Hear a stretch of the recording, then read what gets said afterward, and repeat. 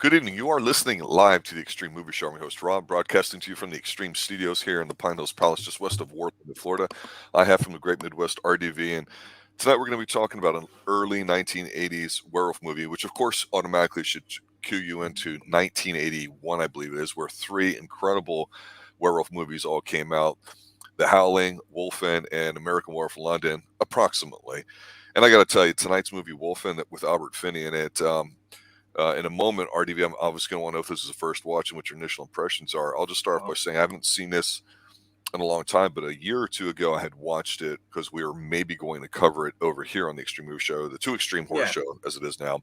And first, I don't think that we did, but after rewatching, I go, as a kid, this movie just was like a detective movie with werewolves. I didn't understand a lot what was going on. And what I noticed on this last rewatch for me personally is that there's a whole, not just city of New York, late 70s, early 80s shithole, politics, sort of bad cop sort of thing going on, and riots and stuff. There's a really big message to be done with it. And all I can sit there and say is, well done, Wolfen. You succeed on a lot of different levels here. So you're not just another stupid horror movie with a wolf in it or whatever. And the lack of one is really incredible to me. Honestly, it's called Wolfen. Going into this, I'm thinking, is it a werewolf movie or what's going on? You don't, like I said, you don't find out towards the end of the movie what it is, but it is a trip. Edward James Olmos here plays a Native American. He's talking about shape changing and all that stuff. All they know is like people are being murdered, they're being mauled. We get that awesome pre-predator predator vision. That's right, infrared, which is awesome to see in a movie. And basically, it's almost like night vision in a sense. Because the wolves or werewolves, we'll let you just figure it out later on. But basically, these guys are. It starts off as basically it's supposed to be like the modern day version or a fictitious version of the Vanderbilts. They're called the Vanderveers, the richest people in New York City. Him and his wife old money. And his driver, the elite. Yes, his black chauffeur, who actually happens to have a voodoo ring on his finger, that's right, which was really weird, and I don't know why it was even in there. I guess you could say it was a red herring. But anyway, they get bumped off, basically mauled, attacked in this little park. You see, and he gets first, he gets killed, the Vanderveer, and then his wife, she gets slashed, and you see the pearls fly. I'm like, this is Batman, but it's not in Crime Alley. It's he kills hair. I'm waiting for someone to happen. But anyways, and then you see the chauffeur goes a gun. He gets his hand basically slashed off. You see it fly with the gun, and then severed hands amused me. Oh my gosh! It's so I'm thinking there's already meat chunks flying, and because you don't get to see what's killing them, all you just know is you hear a little bit. Maybe it might be a growl. We're not sure, but it's predator vision coming up. It's spying on them. The dude's hands laying there. It's got the gun, and then it slowly let go. And I'm thinking man, props, man. I love props to the props. I love that's awesome how they do that. Obviously some kind of animatronic or something or some kind of time release, but really cool. Albert Finney is called on, and he's basically see him coming out of a liquor store, a grocery store, or whatever. He's got his big groceries. And he's called in, by the police captain. He's like, I need to come in, homicide. He's like, sure, whatever. He goes there. He's sitting there, and he's still got his bag of groceries and stuff. And this is where we introduced Gregory Hines.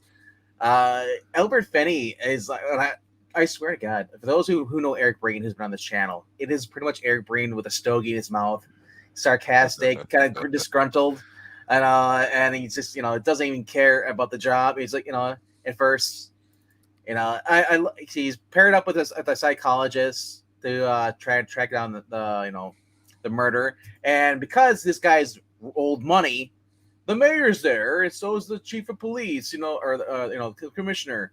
And they're like, we need to solve this murder. And so they keep coming with dead ends. Another guy gets, in this part of New York where it's all rubble. Obviously, there's still a church This still is, there. I think, the Bronx, and there was a lot Yeah, of yeah, riots and all that too. So they yeah, filmed a lot of it there, and you see how desolate and how shitty looking it is. And yeah, again, scenes in here is what reminded me of. You're right. You can have in a yeah, big enough city chunks of it that people won't go into, and it feels legit. yeah. Man, like I said, I wasn't sure if this was actually like an actual footage, real like footage, or this was actually on a sound stage or something like for that parts where they show the church and stuff. Certain things like they're inside the church because I'm like obviously he's not gonna climb stuff, But so they might have just burned down that church, and then use that as a prop inside that thing. By the building, they have access to it. They bought the money rights, whoever too. But really, really cool scenery setting. All these pile bricks. It looks like basically looks like London after it got bombed.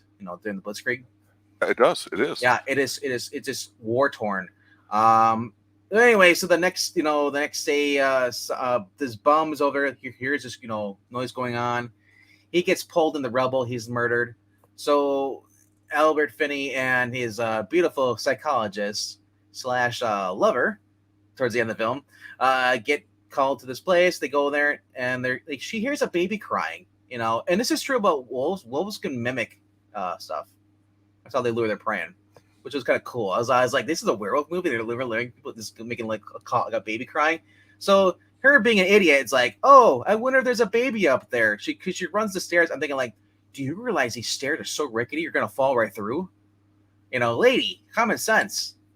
But at the last minute, he gets a bad feeling. Albert Finney runs and pulls her down, and like they tumble down the stairs. I'm thinking like they're dead right there. Yeah. Somehow they survive the death roll. But so yeah, they go have a pint. The movie is, like I said, it is very much a scene by scene kind of a crime investigation, which I kind of almost like a procedural show. It feels that way, but I think what happens in the movie is, it obviously draws you in early on. Again, growing up watching anything on TV that was filmed in New York, this just brings back memories of what it was like back then, and just how horrible New York City was till it got cleaned up in the late 80s and early 90s and all that, and seeing the old Twin Towers. God, they were in everything. So in a way, when you'd watch movies, you could almost like piece together in your mind the map of where things are at. Okay, so you're down here in the South, you're up here. Oh, and what a great addition Gregory Hines was to this the cast here, playing like Gregory Hines. Yeah, he was kind of big at the time. They have good chemistry. They play off well each other. He's like a little bit of a sidekick because. How many years has it been? Looker was 79. No, Looker was around the same year, almost maybe a year or two before. He just looks. Albert Finney looks so much older than he did in Looker. When you're drinking coffee and eating donuts and you're filming in 40, 50 degree weather, that can do it to you, especially if you're Irish. And that's Albert Finney. I mean, he looks like an everyman, right? He's like the Irish version of. What's his name? I say he's Irish version of the guy from Gene Hackman. I was just going to say Gene Hackman, I swear to God. Yeah. Because he's the everyman kind of guy, right? Before we get farther in, because we're about halfway through, what I want to talk a little bit about is just some of the way this is set up. Because again, Wolfen, it's about wolves, right? There's, I'm from the Yngwie Malmsteen school of music where less is not more, more is more, give me more. This is a movie that, like Godzilla from 2014, you have the less is more, because like in Godzilla, you don't see much of Godzilla at all. You see the reaction that Godzilla has on people and things and places. And that's kind of interesting too. But then when you do see him, it's awesome. And in a way, I think that's a little bit better sometimes when your brain can fill in the blanks, because here, to your point with the props and all that, we know it's something gruesome. Okay, we're supposed to believe it's a wolf. And we're like, bullshit, it's New York City. How could they do this? But that one scene, I'm telling you, it's still pretty damn good. It's pretty haunting to me, where they're in the Bronx. It's a shithole. There's crap everywhere. Mm-hmm. It's a slow procedure, like you say, but they almost get to where like you're almost there with them. And we can talk more about some of the themes politically that's going on here, because that's a major point to it. But the scene there where like they hear a baby crying all alone, and you're like, fuck, this is kind of dark, and it's like, it's good. You don't realize you're sucked in watching. You're like, oh, this isn't that much. Nothing's really going on. Then you're watching it, and when they go to the zoo to get the information from the guy, hey, what could cause this? And the guy talks about, and he gives you some information about the way wolves were done, and it's stupid stuff like back then when you would have No, but in school you would have the old tape players playing it right with the video really, playing. Yeah, it's cool. yeah. It draws you in. It's very atmospheric. I mean, as far as like I said, the whole baby crying there, because they already established this is 1981. You know, this is kind of right after the riots in New York. You know, New York is still kind of a really bad place. It's starting to get a little better in the 80s, but it's still kind of, it's got crime. You got homeless people. They should show them on fire, and they talk about crackheads, drug dealers, and all that stuff. So it's you barely well could be a baby up there because maybe someone got kidnapped a baby or whatever. So her instant motherly reaction is to go up there and see it, and he's like, well, we don't know what's up there. Going to the church, the bell tower and stuff. But getting back to they go to the zoo because they find his hair and it's Canis lupus, and you're like, okay, well, Canis lupus is it, so, Whenever you hear Latin phrases in the 80s, it is. Knew it was on. Yeah, and up at this point, I'm like, it's a werewolf because it's hunting down, it's selecting people. It's took the brain, it's taking the brains out of them, or the heart sometimes would be gone missing, and so you see the claw marks. And I love how this does, just like you've seen some of these other slasher movies where you never see the murderer, but you see the person getting killed, whacked. You see from so you see from not from their point of view, but from the killer's point of view. And I love those kind of movies like that. So the pacing, yes, as Brady's picking up, is just awesome. It's not too slow, but it's enough to make you suspense. And Albert Finney's putting the scenes together. His friendship with Gregory Hines, it just makes it's like, dude, oh my gosh, please don't let this guy die, because it's always something. Someone has to die. It's not gonna be the main character. Is it gonna be the chick he just hooked up with in the movie? Because that's another thing too. If you hook up with somebody, they're more likely to be the killer, or the woman. Well, there was a woman get killed in this earlier. So no, but you know what I'm saying. Yeah. So they're not going to kill Gregory. There's no way they would do that. Yes. So going to the guy, and who basically he's kind of loopy. He's the guy who works at the zoo. He's like, oh, it's a werewolf, or not a werewolf, but it's a wolf, but a wolf can't do this, He's like, and he's all like, oh, pro animals. Yeah, humans are extinct. Do you think an extinct animal is going to do this? It's like we're in the middle of New York. They're all gone. The Native Americans and the wolves are basically both kicked off this land. So but I mean, so of course, because Edward James Olmos is in this movie, and he is been in a run-in for a couple times with the law. They just released him. He's been out of jail for 6 months now. Tracks him down. We saw him in the beginning of the movie, standing on the bridge, doing little Native American stuff. He's got a Rambo headband on. Yeah. So I'm thinking okay, what's going on here? We're going deer hunter, or but anyway, so his first thing, Finney's instinct is basically to track down him, throw a check down at him. Finds him, and this is where we get to the awesome bridge scene. He's like, well, he's up there. This scene is incredible, and it's not scary like evil, but it's just this is a great shot. Yeah, and so as we're going through New York, and that literally feels like Spider-Man. So everybody's ever watched the Spider-Man movies, how they do the bridge scenes coming up, and so he's like, well, the one who agrees, he's like, dude, if you want to speak to him, he's up there working. He's like, you have to go up there. So you see Albert Finney. He's got the brace on, harness on. He's got the two rings, Yes. Harness, and he's walking up the steel girder cable, going up into the thing. I'm thinking I'd be like, I'll wait till he gets done. Have you ever been up high like that or isolated? I in a tree.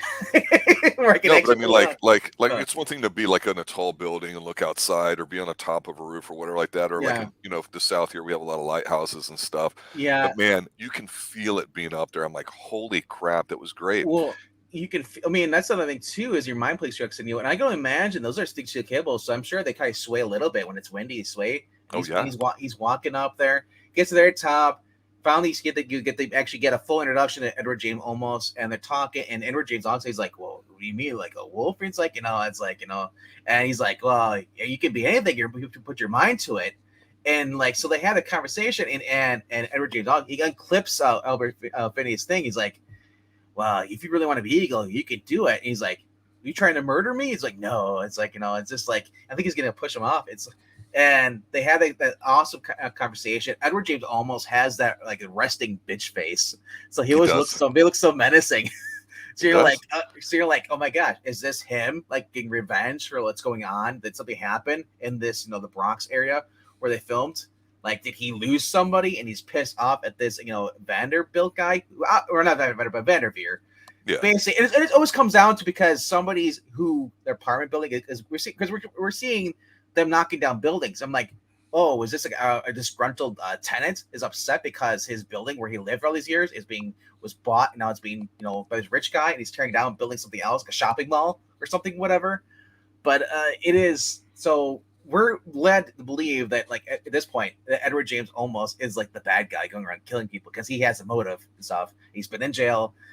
He's talking about shape shifting. We know something's hunting now. We're led to believe that maybe this might be a werewolf movie, at this point, or it could be or killer. We don't know. It's called Wolfen, so you don't really know unless you've actually watched this before or watched right into it. So watching this, I'm just thinking like, this is awesome. The pace, the storytelling, everybody has a main character. Albert Finney is awesome. Gregory Hines, man, like I said, I just love his natural sense of humor. Albert Finney's always eating food when he's in the morgue. He's like, he's always chomping on something. I love it. It helps me, and then everything is so. Eventually, the guy who's like it's eccentric, a guy who works at the zoo is off.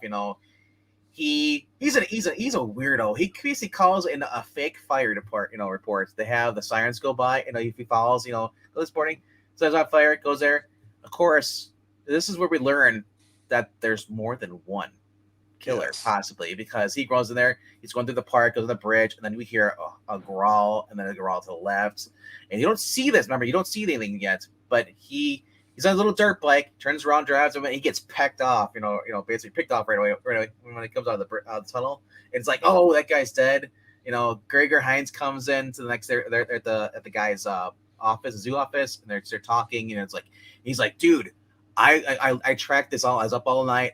There other cities like New Orleans, all the way back to New Orleans, and there's all these missing people, and they always find the dead bodies, diseased livers, diseased organs. It's always canis lupus hair, and of course they can't see him because the security detail or whatever, they want to say, oh, it was terrorists because there's always a political angle, whatever, when old many. So anyway, going through this, and they go into basically, our friend, like, well, fuck it, let's go back to the church. So they get their high powered rifles. They got the night vision scopes. They set up one building, and then goes there. This I'm thinking, makes sense to me too with Gregory on the scope. Watching, I thought this was pretty badass. Yeah. So you see Gregory, he climbs up the stairs and he's going there. He's walking up this stairs, rickety and stuff, opens the door and he immediately jumps because he sees a reflection. It's himself. And so he sits in there. He's like, you're going to get like little jitters here if you're not paying attention. He sits down and he's looking at the scope. He's looking and he's like, I don't see anything. And you see Albert Finney real quick goes back to where we originally saw some pair of eyes standing on the bridge or sitting on the stairwell in the old church. He climbs up, nothing, comes back down, and then we hear something crawling, and you're looking around. It's so dark, and you see something in the rafter. It's a wolf. This is where we first get to see it. It's a black wolf, and it's crawling up over Gregory Hines. Gregory Hines gets whacked by this wolf, and I'm thinking like he gets chewed up, bro. I'm like, no, Gregory Hines, no. Albert Finney runs in there, he sees something, he fires a shot, nothing. He finds Albert, basically Gregory Hines dead. He ends up going to the old Native American bar where the Native Americans hang out. Finally, get to see confronts Edward James Olmos, tells him a story and all that stuff, and we get to hear more about how the white people stole our land and all that BS, I'm like, okay, whatever, man. Like, are you did it or not? So then this leads him back to, for whatever reason, he goes back to the office building where this Vanderveer guy, had his thing.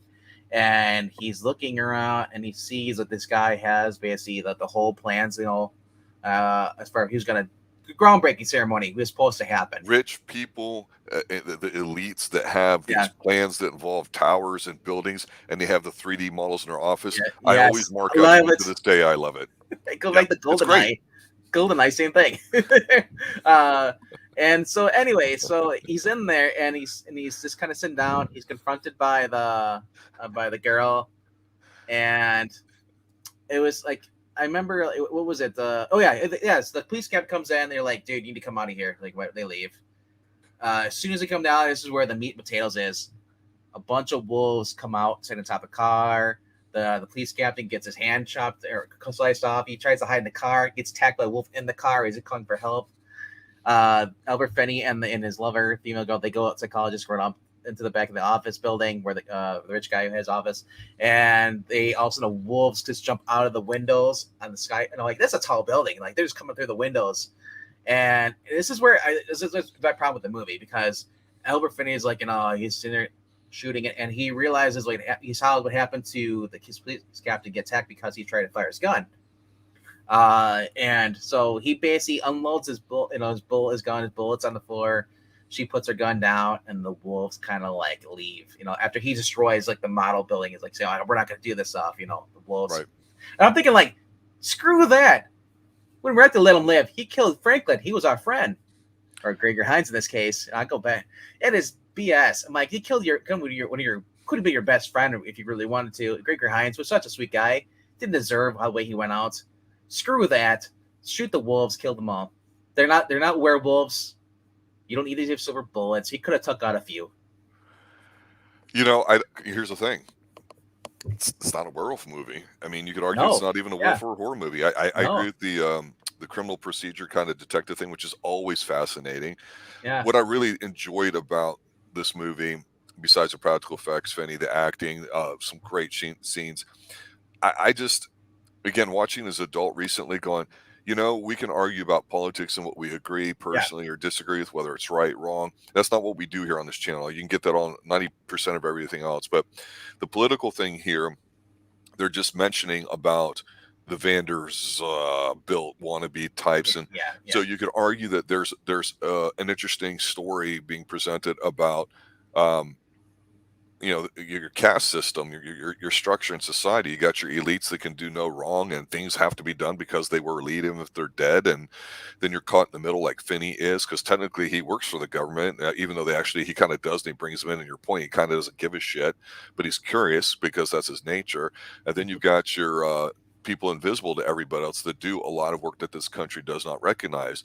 So the one thing I definitely want to mention too is I know there's some mention here in chat about doing work. I had a family member that did some high-rise work at one point, told me some stories.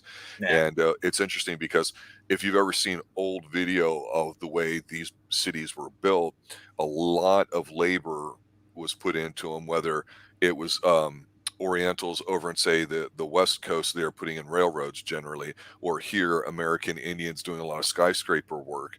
There's a lot of political references that were put in here just by everyday language, like the apple, red on the inside, white on the inside, that you go, that doesn't make sense. Then you go, oh, yeah, it does, but nobody talks that way anymore. And it was interesting just how that was presented here all the way through it. The goofy guy that was given all the information at the zoo that ended up getting whacked, you could call him in today's terms a bedwetting liberal if you're super conservative, or you could just say he was a sensitive guy that enjoyed his work and a lot of well, here's the thing, a lot of people that do that kind of work, and maybe he was borderline an activist. Technically, you could argue that they're very passionate about what they do, so it fit with his character. And that's not to belittle or whatever, but it starts getting real, like you said, at that point where you realize the people that are dying all have this pattern of being diseased. The herd is being cold, so to speak. So that's when it starts taking on, I think, that bigger, almost mythological type of feeling to it, even despite the fact we've seen very little wolves. And I'm still to this day thinking one of the best werewolf scenes I've ever seen is just those pair of eyes, the two white eyes coming out and everything that haunts them. Fuck, that is so good. You don't have to do anything more than that. Just set it up, knock it out, execute. It's beautiful, really. I mean, look, The Howling I enjoy, and the franchise is kind of but I still like them. They're entertaining, but they're werewolves.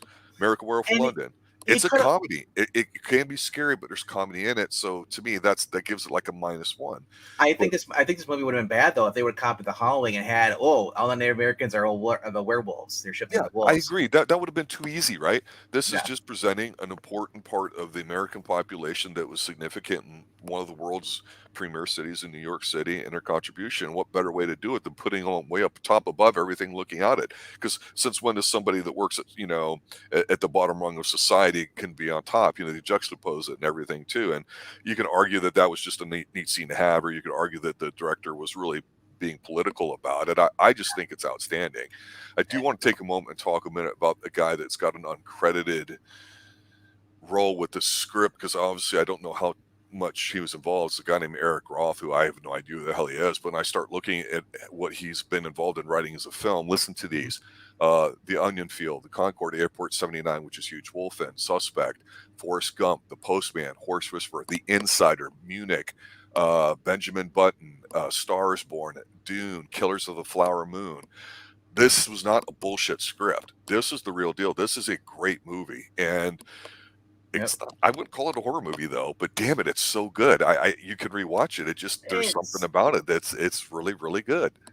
I don't know. I mean, I think there's different shades of horror. Like this is like the light horror. Like in a sense, the fact that when you it's a horrific situation. That's why I like to put it. That's close I'm gonna get to it. It's not like someone slashing people, but it is like you're getting hunted by a pack of wolves. It ain't really like oh, this isn't hit that bad. No, it is scary. But like I say it. I'm so glad. Like I said, imagine if this would have been like what they did with Kolchak, the guy who was shapeshifting, who's killing people one by one, killing the episode. For those who haven't watched Kolchak, the Night Stalker. There was an episode where a Native American was a spirit that was basically taking on different forms. It was hunting down people. Yeah, that was one Yeah, season only with Darren McGavin. That yeah, was that's one of our earlier ones that we started yeah, doing TV yeah. episodes that we did here on Xtreme TV. Go check that out if you haven't seen that. But no, and Faraday Princess would bring up Werewolf in London. Edward James Olmos here. He does he gives a little drug, puts it in another Indian Rick, puts in his mouth. You see him stripped down. He's on the beach. He's running around, and then he starts. And all of a sudden, he's like growling, he's howling at the moon, and then he goes on the beach. He goes out forwards. I'm thinking like, oh, he gets into the Werewolf of London, pose. I'm like, oh, is he gonna shift? No, he's not. He's just a weirdo Drugs. on drugs. Yeah. He runs up naked. He's running around naked on the beach. I'm like, you see a lot of bush, but you don't see anything. Thank God. Well, one thing I'll say that they did smart with wolves is by not showing them, but also the predator vision, as I like to call it. Oh my They gosh, do it from the ground level. That's creepy. That's still good. That would be effective, I think, today, kind of. Or maybe, I don't know. I haven't seen anybody do it, so I don't know if it would come across as cheesy, but well, I thought it was very effective. I would say it would suck because of the fact, everybody knows it's Predator and everything's ripping off Predator. This is before Predator, so Yeah. it's like groundbreaking. So to say that, oh, it's just Predator Vision. I hate that you can call it Predator Vision because I feel bad because I saw Predator first before this. If I would have seen this, I'd be like, dude, Predator totally ripped this movie off with that vision stuff.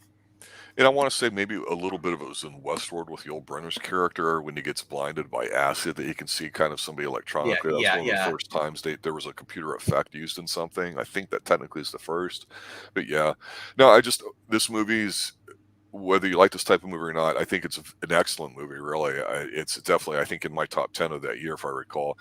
What I like about it, besides everything we've already talked about, is the fact you can watch this in a lot of different ways, whether it's politically, caste system, kind of historical, if you're into that sort of thing, which a lot of people aren't, the acting, the backgrounds, the suspense, the procedural. In many ways, it's a period piece because it really did capture a lot of the feeling of what was going on in America in the late 70s and early 80s. It just hit the Yeah. right spot. I think it would be hard to do a movie like this that is suspenseful. Today, I'm not saying it couldn't, but Finney is one of those kind of characters, and I miss having these buddy kind of movies or these types of movies that have a little bit of intelligence behind them, because I think it's a very smart Yeah, film. well, and that's Certainly much more smart than any other werewolf movie that's out there, or wolf movie, not even close. Yeah, as far as intelligent movies, there's so many movies that are just copycats. I look at all the paranormal movies. It's like you've seen one, you've seen them all. Yeah. Like you look at the Halloween movies. Do you really need to see more than the first two? I'd say that stop right there. Halloween 1 and 2. Same with the Jason movie. It's like it gets pointless, redundant. No, there's a scene where the guy is beating up Jason on a rooftop. He's punching him with a hockey mask. He's his uncle's blade, and then Jason just kills him. It's like it is pointless. And like at that point, if you're watching this movie, you're watching for the killer to kill people. That's all it is. Well, just like you're watching Baywatch for the babes. Like there's a reason why you watch those movies. Right, but see, the thing too is a lot of critics back in the 70s, 80s, again, when movies started to get a lot more mainstream as far as not being serious film, but just, popcorn stuff. I think a lot of them were really pissed off this old generation of guys because they're like, to your point, no redeeming quality. It's not high art. It's just there, blah, blah. Yep. They might have talked about things in terms of technical masterpieces. Look, we covered Diner. And it's a great film, but you're probably not going to watch it more than once. But it's a good film. I think you can learn some stuff if you're interested in film, right?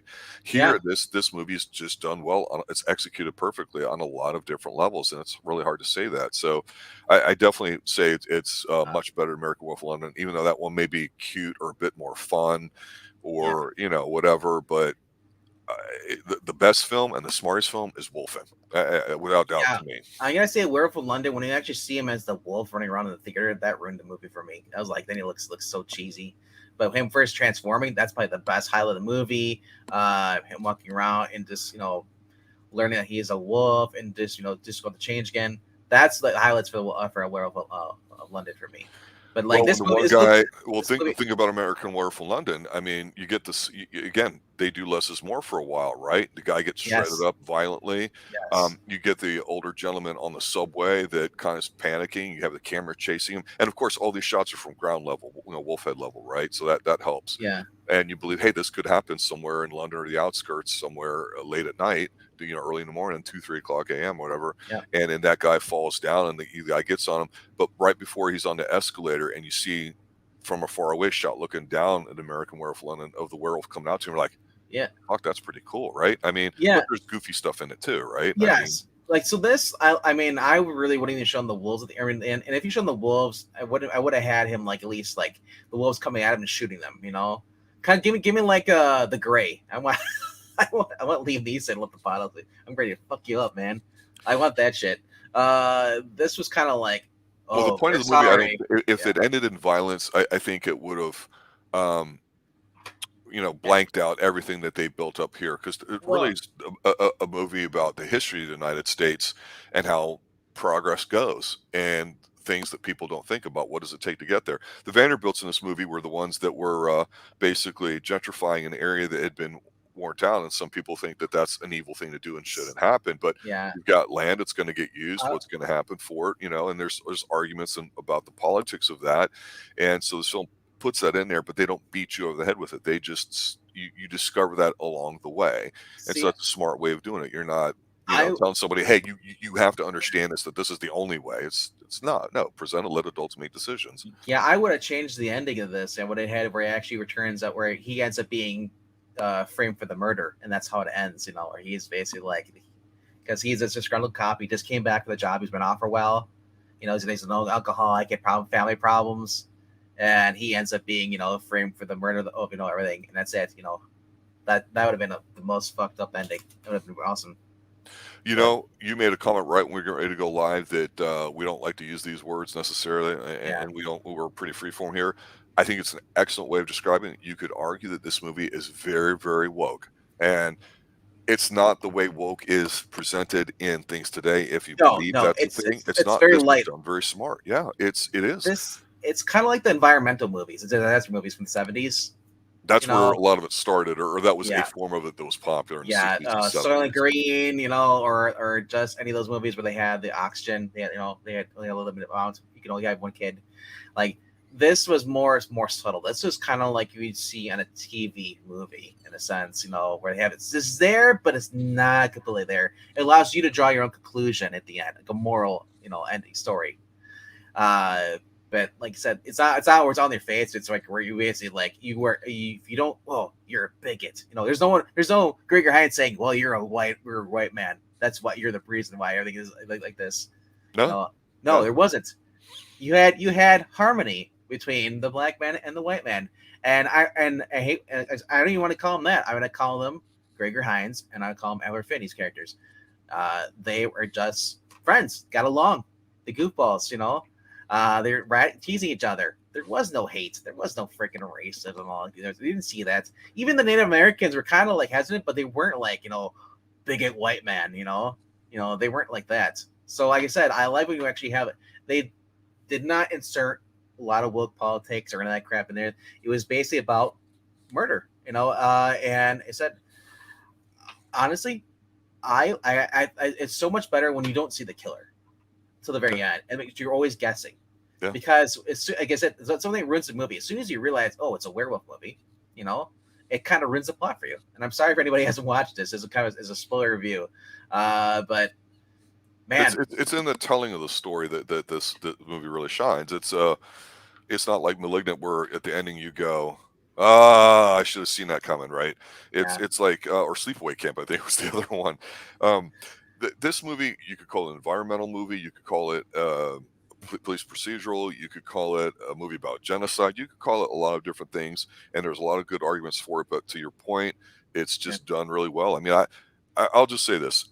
This is one of the movies that came up on our short list the other night. We were doing our Halloween reviews of types of things to see, and we just got excited to see it. It was on Tubi, I believe, as well as Internet Archive. It was Sunday and next Tuesday are to be determined at this point, but I'm glad we did this.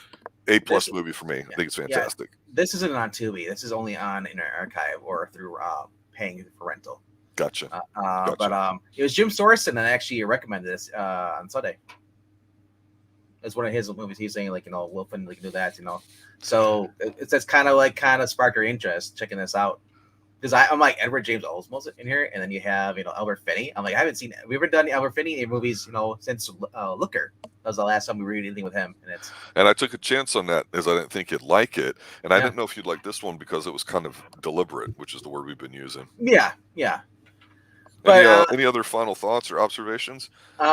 Just say, man, it's a fun movie if you at least give it a chance. I don't know if I'll watch the sequels because this movie is just too perfect. They take a chance, or Albert Finney's back, and then the wolves are back.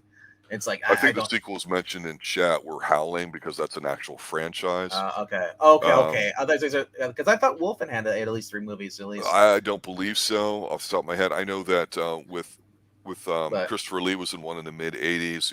Your sister is a werewolf or something like that, and it has Sybil Danny in it. Then I think the third or fourth one's in Australia, and it got life, in the '90s on the VHS market, right?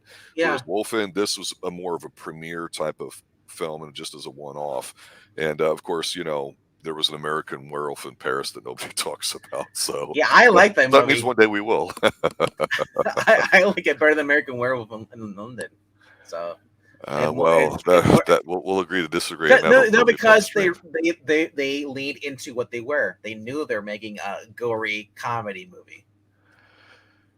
So I don't know. Honestly, I hear you. I understand. Yeah, I watch all of the Bram Stoker knockoffs, man. I just watch them because I like watching vampire stuff. It doesn't have to be the best script, stuff. Johnny mentions the word sloth. Has anybody seen the Killer Sloth movie that's out? Nobody knows that. Oh, or the Killer Shrews either. It just looks awesome to me. It looks so stupid. It's like those stupid killer movies. We watch Thanksgiving. Thanksgiving's fun. So I'm curious because I saw the trailer. It's supposed to be the sloth, and it's like their new mascot for this girl sorority. And the girls are getting bumped up one by one until they realize it's the sloth. It's a chihuahua with a wig. I mean, if you look at it, you're like, really? I mean, I kind of want to watch it. It looks so stupid. And like I said, it's one of those you don't have to get really in depth of it. Just kind of make fun of the movie. Yeah, because the problem with some of these is that we believe in this movie, Albert Finney, he brings the seriousness to it, right? Yeah. The problem is with these movies, even if they're meant to be campy and comedy, they're like that from the beginning. You don't have the one or two people or bits in there that seem kind of serious that like in Megan, it's a killer doll, it's going to be stupid, but the surprise in Megan is how are they going to go about doing it? And you realize they told a fairly somewhat reasonable tale as far as what's going on. They didn't get too deep, but it was better than average. Something like this just looks retarded. That doesn't mean, I'm sure we'll cover it the weekend it comes out, but because it's that kind of movie. Yeah. But I think it's already out in HD. Might be already hit streaming. because it wasn't that great. But no, but I mean, the thing about the Killer Sloth movie is they tell you it's a killer sloth.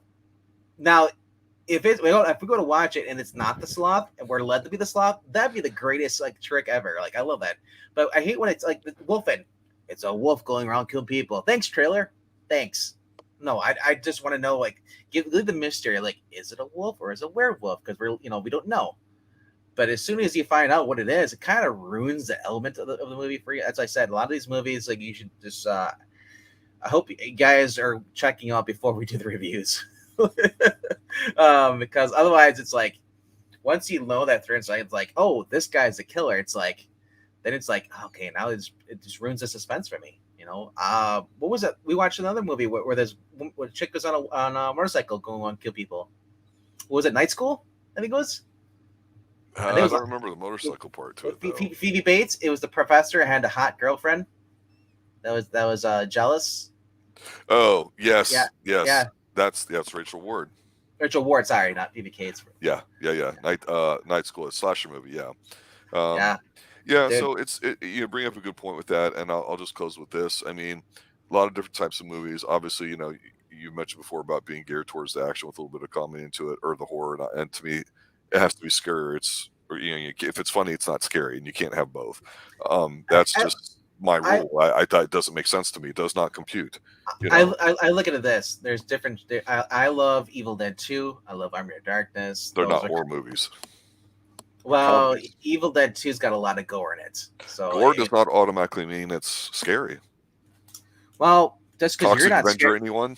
Just because you're not scared doesn't mean other people aren't gross or scared out. Evil Dead 2 was, like I said, was actually more. It's more than Toxic Avenger. Toxic Avenger wasn't really a scary movie. Evil Dead 2 was kind of messed up with possession.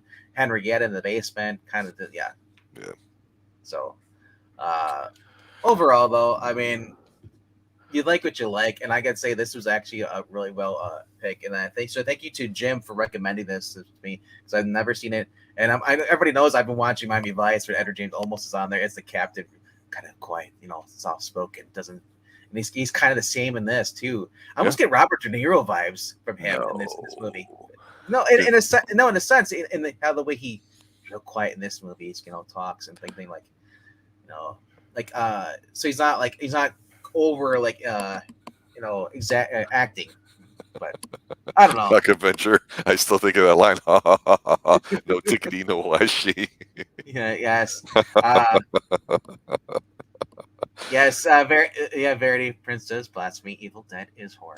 Well, if you're scared by it and you consider that horror, that's fine. It's interesting because when I mentioned science fiction, for example, it's not that it's in the future or that there's this cool weapon or something like that. When we've talked about some science fiction classics and we talk about, you mentioned Charlton Heston, Soylent Green, right? I mean, that movie's about population resources allegedly being finite in the world. And so, it's one of the first climate change type movies in pop culture. And so, of course, dead humans were being turned into food. And it was an interesting idea based off of bad science back in the day. And you could argue that allegedly, and that's not what we try to do, but that's the backdrop for what happened a lot in 70s science fiction films. But the point being there is that there's an idea based off of science and how does it influence the human behavior part to it.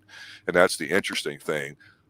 Whereas with horror films, to me, what's the horror that's behind it? You could talk about in this movie with Wolfen, even though they only glance over at the horrific atrocities that were put upon the indigenous people here, or gentrification, or this, or it's the spirits. It's the guardian spirits. And on a bigger scale, because to your point, you did mention, I didn't even really touch on it, the fact that this pattern wasn't unique to New York; it was in other areas, right? And they bring up that voodoo ring, but there's no connection, and then you find out that there's we never know. I thought it was supposed to be I don't know if that's what's connected to the voodoo thing or whatever. So the chauffeur had the ring on it, the voodoo, but they said there was no connection whatsoever. But you find out there's been reports of people being murdered throughout these different states, Missouri and in New Orleans, Jersey, Philadelphia was one of them too. Mm-hmm. So the wolves are just going on tour, killing people. Yeah, it's which kind of ruined it for me because I was like, wait, are they pissed off what's going on in New York? Are they pissed off what's going on in the other parts of the country? What is the reason for this? You know. It's there's an old classic. It's pretty powerful to me. It's called Call of the Wild by Jack London. It's just interesting read because at the end of it you go, yeah, it makes sense, and you just don't. You get a lot of stories that are like that today, and this one was very done in a modernized way. Because the first, again, bullshit, wolves in New York City, but. One day we'll talk about that alligator that gets flushed down the toilet in New York City, and Robert Forster is, hot on the case. But until then, we'll come up with something else. We'll post ahead of time what we're going to be going over Sunday night as far as that. And I think what we'll do too, RDV, is that when we go to do that, like on my Twitter, yours, whatever, like if it's on Tubi or in that archive, I believe we're allowed to go ahead and post those links and not get in any trouble. But that way you guys have a heads up on what we're going to be doing with it, at least from the title, even if you don't get a chance to see it. Definitely ask the discussion. I appreciate the fact that some of you watched this before coming in and talking about it a little bit. It makes it fun because, we could do this. We could still talk about this movie for another hour. It'd be easy to do, but it's interesting to see what people notice about it, whether or not it matches what we think too. Even if it's different, that's always the cool thing. That's why we like doing it. Anything you need to go over a plug? It was a political movie that killed 2 black guys, but yet the white man had a problem in the movie. And once the white man bowed down to Mother Earth, movie ends, right? You're right. Don't worry, we'll smash this. The wolves go away, and he's like, "Thanks, wolves." All right, guys. Thanks for watching. Thanks for listening. Have a good night. I'm glad you enjoyed it. Stay extreme. This is not a Dan Curtis